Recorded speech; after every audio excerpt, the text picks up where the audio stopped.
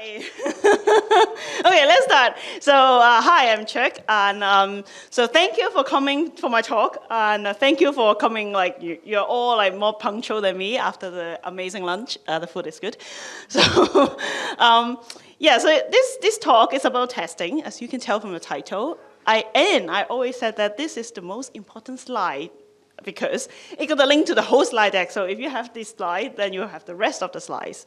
So if you want to, review it a little later or something, then take a picture of this slide. You can also find my the contact method, I would say, here. You can drop me a message on LinkedIn, or actually I have Mastodon. It's the same handle, so it should be convenient for people to find me. So let's get started. So again, I'm Cheuk. I work for Alaconda, as you can tell from my T-shirt. Yeah, and I love open source project. I am an enthusiastic person about open source, so I hope lots of you resonate with me, and you also love open source project. And I also love organizing events. So yeah, if you want to know which one I'm going next, so you can ask me. I've been to a lot of them, and I love them all. So who uses PyTest here? Ooh, okay, it's a very common one. So yeah, I also use PyTest a lot. I quite like it. I will tell you why in a bit later. So, I mean, we all care about testing, hopefully, because we are in this room. We want to all do better testing. So, but who think that you know PyTest really, really well? Okay, one, good. So maybe this talk won't be too useful for you, but it's okay. I hope like everybody can learn something, even though you may have heard about all these things that I've talked about. But yeah, I hope it can help you to revisit some of the points. So what makes PyTest popular? So is this something I always think about, because a lot of times I would prefer something that I don't have to install extra. Like if it's come with Python, usually I would use it. So it must be in the advantage of PyTest. That's why like people are using it instead of what's come with CPython. So who know which test suite also do UnitTest with CPython? Is the question, anybody know which one you can use that you don't have to install PyTest, you can just use something to test? Yes. Yes, that's UnitTest. I thought I'd give it away, but yeah, you're being too nice. UnitTest is actually like, it comes with Python. If you have download Python, from python.org, then you already have something that you can start writing UnitTest, which is conveniently called UnitTest. It's good because it's like a universal standard. It's kind of something that, even you may have not used it, it may look familiar to you, because we are doing all this like, the idea of UnitTest, just as a quick reminder, is that we would test a small chunk of your code or a function, usually a function or a method that you kind of give some input and test some output to see if the behavior of that part is correct. So instead of testing everything, you just test a small thing. So if something runs wrong, you know where it is, right? You can pinpoint it. So, but one thing about UnitTest is that you have to import the module. So it's something that's different from PyTest. So PyTest, we all know, you just write a function and it works. But in UnitTest, you have to import the module from UnitTest, and then the test classes need to be defined and added in as a, inside the module. So it's not as straightforward as PyTest. That's why we use PyTest. So PyTest, again, like more straightforward, you just need to write the function, and we conveniently name the function starting with test underscore, so test. So PyTest will detect whatever the file that you push in, or the directory that you push in, like all the files inside any function that start with test underscore, then PyTest will think that, okay, that's the test, so I would do that for you. So yeah, that's super easy.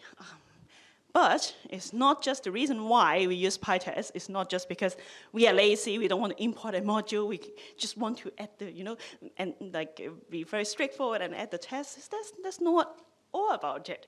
There's also extra feature in PyTest that I think, personally, that I really love and it's useful. So let's talk about these extra features. So all these features that I talk about, again, like if you're expert in PyTest, you may be already using it. It's just a quick reminder. But you haven't heard about that, that's good for you. Now you can start trying them. So let's check. First, Parameterize. Who have heard about that? Yes, 1, 2, 3. Ooh, this is a popular one. So, yeah, so for those of you who may not try this, so Parameterize lets you save some effort of writing the same test again and again and again and again.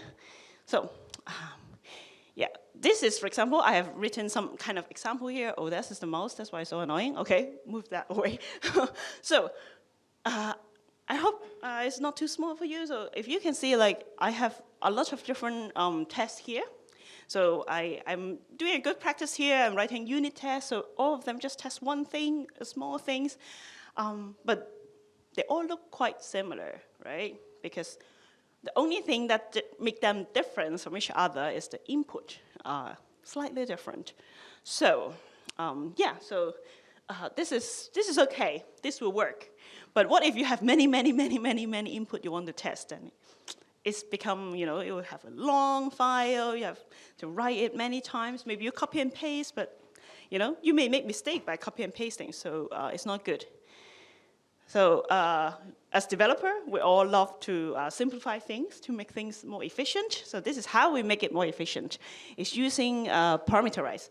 So all these extra features that PyTest provided, so let's rewind a little bit. So if you're just using PyTest without all this extra feature, you don't have to import PyTest here. I think I have a light here, yeah. You don't have to import PyTest here. So, so PyTest, you know, if you run the PyTest command on the command line, given any file there, PyTest will already check your code and run the test. But if you're using this extra feature, for example, Parameterize here, then you have to import PyTest. So if you import PyTest, it's kind of open all these, like, you know, extra feature that is available to you. And so Parameterize is actually a decorator. So that's why we write it like this before our actual test function. So here you see that so Parameterize is leave under this mark of PyTest. So that's why it's there. Or you can just, like, you know, from pytest.mark import Parameterize, and you don't have to have, like, type all these things again and again, but up to you. So after that, so to use Parameterize, you first say that what you putting, you know, what parameters that you're putting into the test. So that we have test input and expected. So these two are the thing. If you look at the previous one again, so these two are actually the main thing that difference is so the task lists are the same, but, like, the test, the input that we're testing are different here.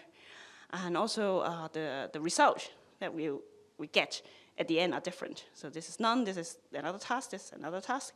So all these difference, like, we make them into a parameter. That's why it's called Parameterize. And so you put them as, you know, tuples here, and then you gather all of them in a list. So all these different parameters, you give them as a group. So they are tuples, and then you put all of these different cases in a list. So that's how you test them. So now you can simplify this. So instead of writing it 3 times, you write it 1 time and then have 3 different sets of parameters. So that's how it works for Parameterize. So this is great.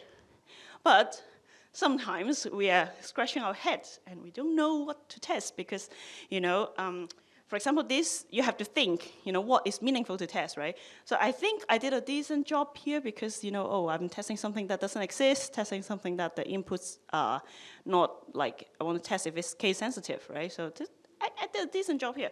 But sometimes things are not that straightforward and you don't know what to test, what are the edge cases. So for example, in my case, I haven't tested something that, for example, what if the string's empty, right? What if there's no task in the task list and things like that. So yeah, sometimes we just are a bit stuck and we don't know what to test. So who have heard of hypothesis?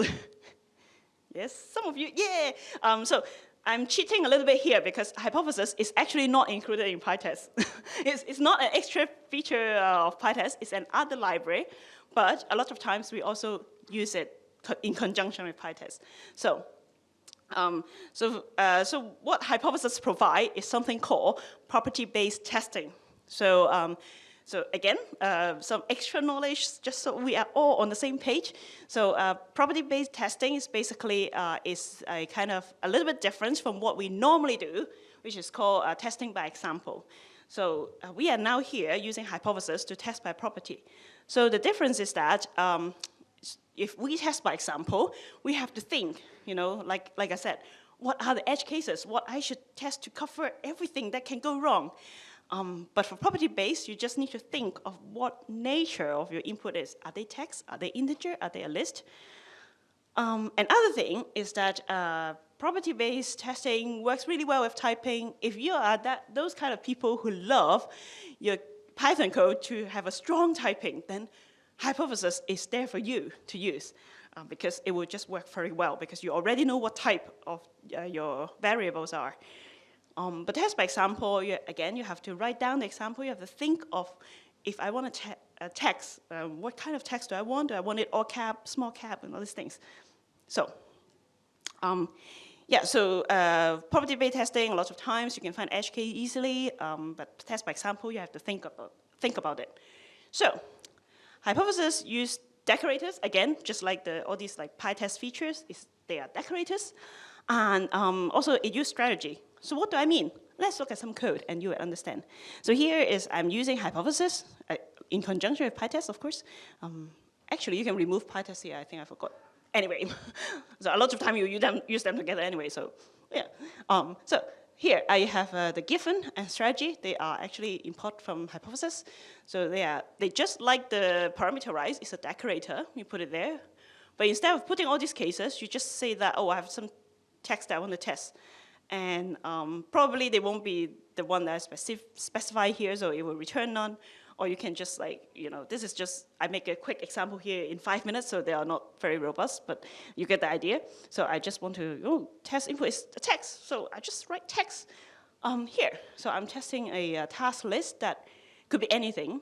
So that's why I generate a list of text, and then I would make them into the task and put them in a list to test. So instead of explicitly writing our task list, what is in there and what to test for, it automatically generates all these cases for us. So that's how hypothesis is being used. But this talk is not about hypothesis, so let's move on. So next is fixture. So what is fixture? Fixture is a feature that a lot of us have tried to use, but maybe haven't used it in its full potential. So I would say it's one of the most useful features in PyTest, but let's cover the basic first. So fixture basically is that if you have written some test, you can take some elements from your test and put it on the other side, put it aside. So instead of including that in your unit test, you just take them away and pull them in when it's needed. So the advantage of doing that is that you can make the test clearer. You can make it more easy because all these variables are taken away, so you can focus on your unit test and what it's actually doing. So sometimes those fixture that you take away, those elements, they can be reused. So if you have multiple tests that you have written are using the same element, you can reuse them. And also, sometimes you can make them persistent. So for example, if you're using some external elements, for example, you spin up a Docker container that have a database in it, then you can have it persistent, that instead of every time you spin up a new database, you can use the same database for testing if it's needed. So another advantage is that maybe not all of us would do is to write PyTest extension. So that's a very advanced usage. So this is a very oversimplified example. Remember, we have the task list. So we can actually pull this out. So so this is a task list. So I can pull them out like this. So instead of writing the task list every time when I have a test that use the same list, I just make it a fixture using the PyTest fixture decorator. So this time I can just, when I call the test, I can just call it in as if it's a variable that you kind of pass it in here. So it's available for you to use. So it looks nicer. You know that you're using the same task list. If you want to change something, you just change it in one place. It's always good to do it that way. So yeah, it's nice. So fixture can be shared in multiple scope. So a lot of times we talk about whether we want to only share it within the same file or in the same module or in the same section. And so one of the examples that I think are more common is that we would put them into share between different test files. So we can actually put them in, for example, a contest.py file here like this. And then you can use them in, for example, another test file in here in the test module. You can have another test module and then use the same fixture here. So it can be shared. Also, you define the scope. So this one, the scope is module. So in the same module, you will have the same fixture that is persistent in the same module. So, oh, I don't know why I do that, but anyway. Okay, so yeah, so you can define which scope you share the fixture. It could be the class, it could be the module, it can be the package, or different test sections. For example, my previous example of spinning up a database, you may want to, share it in the same section. But if you have another section, it will spin up another one. That kind of things. So, if you look at the documentation of how to use Fixture, you will see graphs like this. I'm not going to explain it because this is super complicated because you have different scope and different things, and I'm running out of time, so I'm not going to explain this. So Fixture is like one of the most useful feature in PyTest that allows third-party plugin. You may already use it because someone write a plugin that you are using, but you are not actually writing them. If you want to know more, please check out the documentation here. It's the Fixture. You would learn more about it, which I don't have time to cover, so please read it if you want. Last thing I want to cover is MarkXFail. So this is a very useful but dangerous feature. Why? Because you want to actually test something, but you haven't really implemented it. You just have written the test, and you know that your test won't pass because you haven't write this new feature yet. So your tests are actually, you know that it will fail. It's doomed to fail, and you have no intention of making it pass.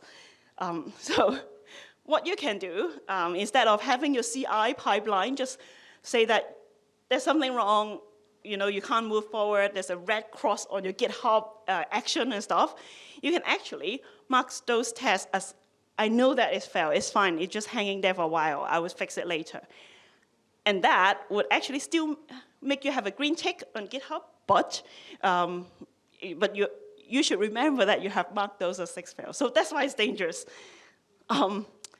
Or you can skip a test gracefully by marking not XFail. Using mark skip is a similar idea that you can skip a test because you have good reason for it. I don't want to test it now because of reasons. So some of the reason that may be, because it's coming soon. I haven't written that yet, so okay. Or because you are using a Python version that doesn't support that. So you may have to have some, support for some old versions of Python, but this new feature is not implemented for that Python version. Then you can skip that test for that specific Python version, but only test it in the newer versions. So you can mark it as skip if, and then those tests will be skipped. Again, your CI pipeline won't be broken. But yeah, use them, but please only have a good reason. So yeah, again, like XFail, similar idea, I'm running out of time. So you can also do you mark it as fail because the platform doesn't support it as such. So again, please remember, you need to have a good reason to do that because otherwise your coworker will be very, very, very mad at you. So top tips, use Parameterize. Or hypothesis to make your test much easier to read, easier to manage. Use Fixture to, again, take out some elements so it's clearer, to do some advanced testing. MarkXFail if you have to, if you have good reason. Don't tell your coworker that I teach you to MarkXFail of everything. So last thing before I end the talk and I have to get out of this room, there's EuroPython. Please, consider coming. It will be nice. The weather and everything is in July in Prague. So yeah, I will see you there. So thank you.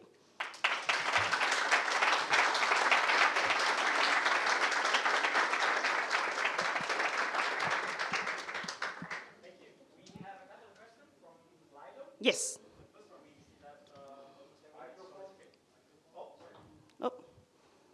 Or do you want to come here? Yeah.